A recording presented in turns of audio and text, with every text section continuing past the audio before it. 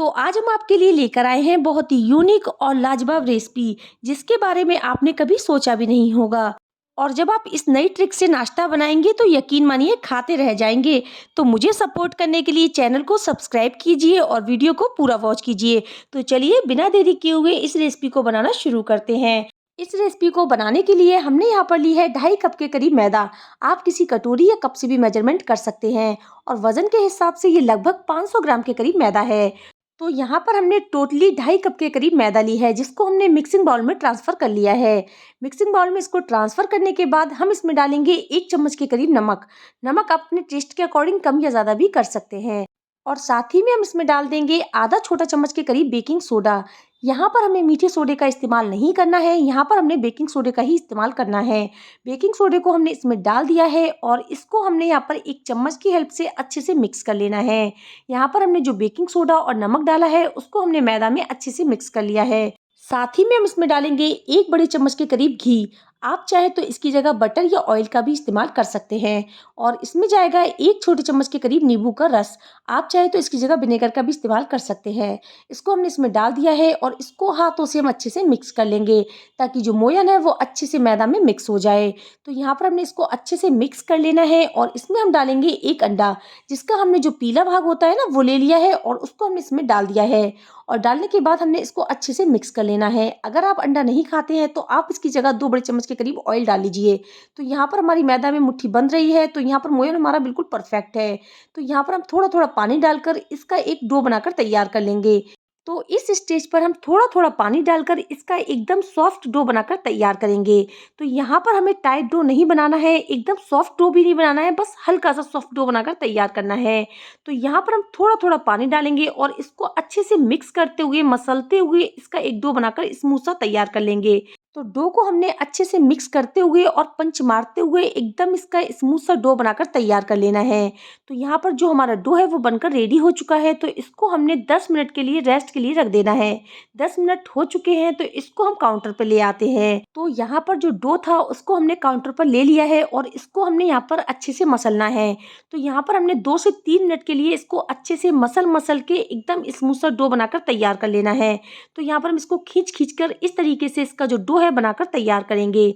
तो यहाँ पर ये देखिए हमने काफी अच्छे से इसको मसल कर इसका एकदम स्मूथ सा डो बनाकर तैयार कर लिया है। तो लीजिए हमारा एकदम स्मूथ सा डो बनकर रेडी हो चुका है। तो इसको हमने एक बाउल में डालना है और एक प्लेट से कवर करके 1 घंटे के लिए फ्रिज में रख देना है। 1 घंटा हो चुका है तो इसको हम खोल कर देखते हैं। आटा हमारा अच्छे से सॉफ्ट हो चुका है तो इसको हमने काउंटर पर ले आना है। काउंटर पर लाकर हमने इसको एक चाकू की हेल्प से इसके 2 पार्ट में डिवाइड कर लेना है।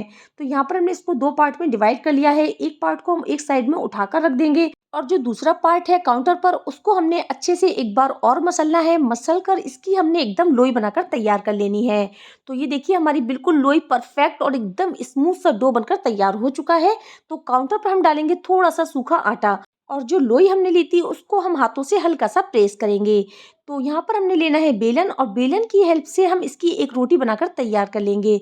तो यहाँ पर हम जो नॉर्मली घर में रोटी बनाते हैं उससे बस हमें थोड़ी मोटी रोटी बनाकर तैयार करनी है। तो यहाँ पर हम थोड़ा सा सूखा आटा डालते जाएंगे और जो रोटी है वो बनाकर तैयार कर लेंगे। और रोटी के ऊपर हम डालेंगे थोड़ा सा सूखा आटा और इसको एक साइड से उठाकर 20 सेंटर में हम रख देंगे। तो यहाँ पर हमने एक साइड से इसको उठाना है और फिर हम इसको थोड़ा सा सूखा आटा इसके ऊपर और डालेंगे। यहाँ पर हमें थोड़ा सूखा आटा डालकर इसको अच्छे से फैला लेना है और दूसरी तरफ से हम इसको उठाएंगे और इसके ऊपर इस तरीके से हम इसको रख देंगे।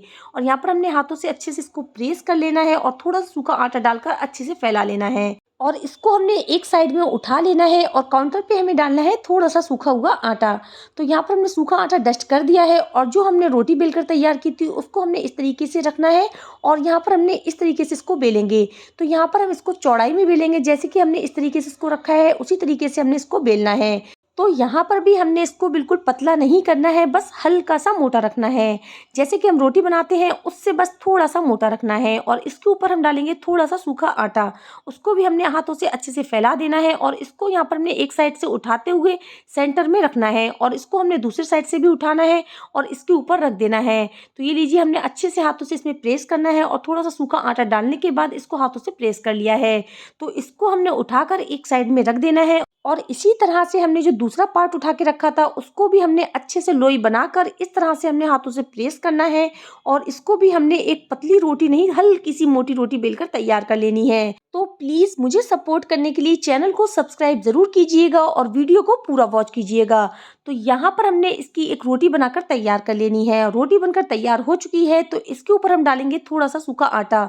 रोटी के ऊपर हमने सूखा आटा अच्छे से फैला लिया है और इसका एक सिरा उठाकर हम सेंटर में रख देंगे और इसको हाथों से अच्छे से प्रेस करेंगे और इसके ऊपर हम डालेंगे थोड़ा सा सूखा आटा और फिर हम इसका दूसरा सिरा उठाएंगे और उसको भी हमने इसके ऊपर रख देना है और यहाँ पर भी हमने थोड़ा सूखा आटा डालना है और इसी तरीके से हमने इसको बेल लेना है। जैसे हमने पहले इसको बेला था उसी तरीके से हम इस पार्ट को भी बेल लेंगे। तो यहाँ पर हमने बिल्कुल पतला नहीं बेलना है, बस हल्का सा मोटा रखना है। तो यहाँ पर हम थोड़ा सूखा आटा डालते जाएंगे और इसको बेलते जाएंगे और इसका हमने एक सिरा उठाकर सेंटर में रखना है और यहाँ पर अगर आपको लगता है थोड़ा मोटा है तो आप इस तरह से इसको बेल लीजिए। तो यहाँ पर हम इसमें थोड़ा सा सूखा आटा और डस्ट करेंगे और दूसरा पार्ट उठाकर इसके ऊपर हम रख देंगे और हाथों से हमने अच्छे से इसको प्रेस कर लेना है और इसके ऊपर हमने थोड़ा सा सूखा आटा और डस्ट कर देना है। तो यहाँ पर हमने हाथों से इसको अच्छे से प्रेस कर लिया है और इसी तरह से हमने दोनों पार्ट बनाकर तैयार कर लिए हैं। दोनों पार्ट को हमने एक प्लेट में रखना है और इसके ऊपर हमने सूखा आटा डस्ट करना है और इसको कवर करके हम 10 मिनट के लिए रख देंगे। 10 मिनट हो चुके हैं तो इसको हम खोल कर देखते हैं। इसका हम एक पार्ट उठाएंगे और इसको हम काउंटर पर ले आएंगे। तो काउंटर पे हम पहले थोड़ा सूखा आटा डस्ट करेंगे और इसको हमने इस पे रख देना है और इसको भी यहाँ पर हम बेल लेंगे। तो यहाँ पर हम इसको ना ज़्यादा पतला बेलेंगे और ना ज़्यादा मोटा बेलेंगे। तो यहाँ पर हमने बिल्कुल मीडियम साइज में इसको बेल लेना है। तो यहाँ पर हमने इस तरह से इसको बेल कर तैयार कर लेना है। ये देखिए इस तरीके से हमने इसको बेल कर तैयार कर लिया है और अब हम लेंगे एक चाकू। चाकू से हमने इसको चारों साइड से कट कर लेना है। तो यहाँ पर हमने इसको चारों साइड से चौकोर कर लेना है। तो यहाँ पर हमने ये देखिए इस तरीके से हमने इसको कट कर लिया है और इसका जो एक्स्ट्रा पार्ट था उसको हमने एक साइड में रख देना है। इसका भी हम बाद में इस्तेमाल करेंगे। तो यहाँ पर हमने चारों साइड से इसको कट कर लिया है और ये चौकोर साइज में आ चुका है। तो यहाँ पर हमने चाकू फिर से लेना है और इसको यहाँ पर हमने इस तरीके से पट्टियाँ कट कर लेनी है। तो यहाँ पर हमें बिल्कुल पतली पट्टी कट नहीं करनी है, 2 इंच के करीब हमने पट्टी को कट कर लेना है। तो यहाँ पर एक पट्टी को हमने इस तरह से कट किया है और इसको हम उठाएंगे और इस तरह से हम इस पे रखेंगे और इसको भी हम कट कर लेंगे। तो यहाँ पर हम कट करते जाएंगे और इसको उठाकर एक दूसरे के ऊपर रखते जाएंगे और एक साइज की हम पट्टियाँ बनाकर तैयार कर लेंगे। तो यहाँ पर हमने एक साइज की पट्टियाँ बनाकर तैयार करनी है। तो लीजिए हमने जो सारी पट्टियाँ हैं वो कट कर ली हैं और इसको यहाँ पर हमने इस तरीके से कट कर लेना है। तो यहाँ पर हमने 2 से 3 इंच के करीब कट करी है, आप अपने हिसाब से कट कर सकते हैं। तो यहाँ पर हम इसको ऊपर उठाते जाएंगे और रखते जाएंगे और इसको कट करते जाएंगे। तो लीजिए हमने इस तरह से इसको कट कर लेना है। तो जो सारी पट्टियाँ हैं वो हमारी कट कर तैयार हो चुकी हैं और जो इसका एक्स्ट्रा आटा है उसका हम बाद में यूज़ करेंगे। तो यहाँ पर हमने 3 पट्टियाँ निकाल कर रख ली हैं और इस तरीके से एक पट्टी को रखेंगे और फिर हम इसके ऊपर दूसरी और तीसरी पट्टी रख के एक साइज में हम इसको कर लेंगे। और यहाँ पर हम लेंगे एक चाकू और इसको यहाँ पर हमने बिल्कुल सेंटर में करके इस तरीके से कट कर लेना है। तो यहाँ पर हमने चारों साइड से इसको कट करना है। तो यहाँ पर हमने चारों साइड में थोड़ा थोड़ा सा कट लगाना है, ज़्यादा कट नहीं लगाना है। तो यहाँ पर हमने चारों साइड में इस तरीके से कट लगा लिए हैं और इसको हमने एक एक करके हटा लेना है। तो यहाँ पर हम एक पीस को पहले हटाएंगे और फिर दूसरे पीस को हटाएंगे और एक पीस हम सेंटर में रखेंगे और यहाँ पर हम लेंगे पानी। पानी लेकर हमने एक पीस के ऊपर अच्छे से लगा देना है और दूसरा पीस उठाएंगे, उसको हम थोड़ा सा टेढ़ा रखेंगे और इसके ऊपर भी हम अच्छे से पानी लगा देंगे और फिर हम तीसरा पीस उठाएंगे, इसको भी हमने हल्का सा टेढ़ा रखना है और बीच सेंटर में हमने इसको हल्का सा प्रेस कर देना है। तो लीजिए हमारी बहुत ही बढ़िया डिजाइन बनकर हो चुकी है तैयार। सेंटर में हमने हल्का सा प्रेस कर दिया है और इसी तरह से हम जो सारी डिजाइन है बनाकर तैयार कर लेंगे। तो यहाँ पर हमने तीनों पीसों को एक संग कर देना है और यहाँ पर हमने चारों साइड से इसको कट कर लेना है। तो यहाँ पर हमने थोड़ा थोड़ा कट लगाना है, ज़्यादा कट नहीं लगाना है। चारों साइड में हमने अच्छे से कट कर लिया है और एक एक पीस करके हम इसको हटा लेंगे और हटाने के बाद जो एक सेंटर में पीस बचा है उस पर हम लगाएंगे पानी और पानी लगाने के बाद दूसरे पीस को हमने हल्का सा टेढ़ा रखना है। तो यहाँ पर इस तरीके से हमने इसको रख देना है, इस पर भी हमने पानी लगाना है और तीसरे पीस को हम इसके ऊपर रख देंगे और सेंटर में हमने उंगली की हेल्प से इसमें प्रेस कर देना है। तो लीजिए हमारी जो डिजाइन है बनकर तैयार हो चुकी है। तो इसी तरह से जो सारी डिजाइनें हैं बनकर तैयार हो जाएंगी, बहुत ही इजीली बन जाती हैं। बस हमने चारों साइड में हल्का हल्का सा कट लगाना है और कट लगाने के बाद एक एक पीस इसमें से हटा लेना है और पीस हटाने के बाद जो एक पीस बचेगा उसमें सेंटर में हम लगाएंगे पानी और दूसरा पीस को हमने हल्का सा टेढ़ा रखना है और तीसरे पीस को भी हम उठाकर इसके ऊपर टेढ़ा रखेंगे और इसके सेंटर में उंगली की हेल्प से हम प्रेस कर देंगे। तो लीजिए हमारी बहुत ही बढ़िया और यूनिक स्टाइल की डिजाइन बनकर तैयार हो चुकी है। तो आप इस रेसिपी को एक बार जरूर ट्राई करें। तो चलिए अब हम चलते हैं नेक्स्ट प्रोसेस की तरफ। कढ़ाई में हमने हमने ऑयल को अच्छे से गर्म कर लिया था और जो सारे पीसेज हैं उन पर हमने थोड़ा सूखा आटा डस्ट कर दिया था। गैस की फ्लेम को हमने लो टू मीडियम कर दिया है और एक पीस उठाएंगे और इसको बेलन की हेल्प से हम इस तरह से ऑयल में डाल देंगे और बेलन की हेल्प से हम इसको घुमाते हुए प्रेस करेंगे ताकि जो होल है वो अच्छे से हो जाए। और इसको हम एक साइड में कर देंगे और दूसरा पीस उठाएंगे, इसको भी हम इसी तरह से फ्राई करेंगे। और जब तक हम इसको बेलन से प्रेस करेंगे तभी हमारी जो डिजाइन है वो बहुत ही बढ़िया बनकर आएगी। इस तरह से बेलन की हेल्प से सेंटर में हमने इसमें प्रेस किया है, तो इसी तरह से हमने तीसरा पीस भी इसमें डाल देना है और इसको भी हमने अच्छे से प्रेस करना है और गैस की फ्लेम को हमने लो कर देना है। तो यहाँ पर हमने लो टू मीडियम फ्लेम पर इसको फ्राई करना है और जो चौथा पीस है वो भी हम इस तरह से इसमें डाल देंगे। आपके जितने पीस आए आप उतने पीस इसमें डाल दीजिएगा। तो यहाँ पर ये देखिए इस तरह से हमने इसको प्रेस करना है। इससे क्या होगा, जो डिजाइन है वो बहुत ही बढ़िया बनकर तैयार होगी और जब हम इसे बेलन की हेल्प से डालेंगे तो ये बहुत ही बढ़िया डिजाइन बनकर तैयार होगी।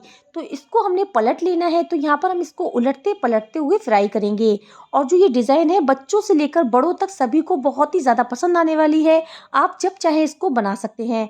तो ये देखिए इस तरह से हमने उलटते पलटते हुए इसको फ्राई कर लिया है और इसका जो कलर है वो हल्का हल्का सा गोल्डन आ चुका है और यकीन मानिए इतनी टेस्टी रेसिपी बनेगी कि सब तारीफ करते रह जाएंगे। तो यहाँ पर ये अच्छे से फ्राई हो चुके हैं और इनका जो कलर है वो हल्का हल्का सा गोल्डन आ चुका है। तो इनको हमने एक एक करके बाहर निकाल लेना है और जो डिजाइन है बहुत ही बढ़िया बनकर तैयार होती। तो इसी तरह से हम सारे पीसेस को फ्राई कर लेंगे। तो चलिए अब हम चलते हैं नेक्स्ट प्रोसेस की तरफ। तो गैस पर हमने रखा है एक पैन और इसमें हम डालेंगे 1 कप के करीब चीनी। तो यहाँ पर हमने गैस की फ्लेम को बिल्कुल लो कर दिया है और इसमें हम डालेंगे आधा छोटा कप के करीब पानी। तो यहाँ पर हमने 2 बड़े चम्मच के करीब पानी लिया है, वो हम इसमें डाल देंगे और इसकी हमने एक तार की जो चाशनी है बनाकर तैयार कर लेनी है।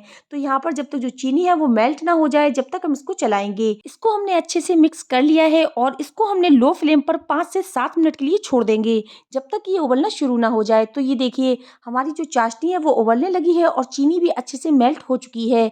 तो इसमें हम डालेंगे 1/4 कप के करीब इलायची पाउडर।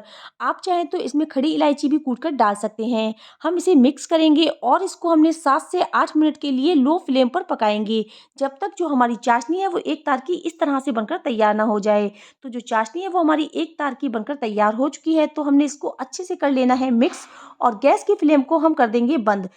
तो यहाँ पर हमने सारे पीसेस को हल्का गोल्डन ब्राउन होने तक फ्राई कर लिया है और इसके टेस्ट को और ज़्यादा डेवलप करने के लिए हमने जो चाशनी ली थी उसको हल्का सा हमने गुनगुना कर लिया है और एक पीस उठाएंगे और इस तरह से हम चम्मच से इसमें चाशनी डालेंगे जिससे जो चाशनी है वो इसमें अच्छे से एब्जॉर्ब हो जाएगी। तो इसी तरह से हमने दूसरा पीस लेना है, उस पर भी हमने अच्छे से चाशनी डाल देनी है जिससे जो चाशनी है वो इसमें अच्छे से एब्जॉर्ब हो जाए। तो इसी तरह से जो सारे पीसेज हैं उसमें हमने चाशनी डाल देनी है। तो सारे पीसेस में हमने चाशनी को अच्छे से डाल दिया है। तो चलिए इसको डेकोरेट कर लेते हैं। तो इसके लिए हमने यहाँ पर ली है शुगर यानी कि चीनी और इसमें हमने थोड़ी थोड़ी डाल देनी है। चीनी डालने से ये बहुत ही ज़्यादा अट्रैक्टिव लगेंगे। तो सारे पीसेस में हमने चीनी को डाल देना है और चीनी को डालने के बाद हम इसमें डालेंगे चेरी। तो यहाँ पर हमने चेरी के 2 पीसेस कर लिए हैं और इसमें हमने एक एक लगा देनी है।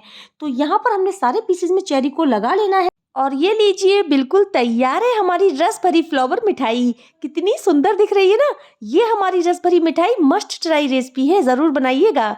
इसका टेक्सचर देखिए, वाओ कितना डिलीशियस लग रहा है ना। तो यहाँ पर मैं आपको एक पीस तोड़कर दिखाती हूँ। मज़ेदार एक एक लेयर आप देख सकते हैं, बिल्कुल भी ऑयल को एब्जॉर्ब नहीं किया है और बहुत ही ज़्यादा क्रिस्पी और टेस्टी बनकर तैयार हुए हैं। तो आप इस रेसिपी को एक बार ज़रूर ट्राई कीजिएगा। इसका टेक्सचर देखिए, वाओ कितना डिलीशियस लग रहा है ना।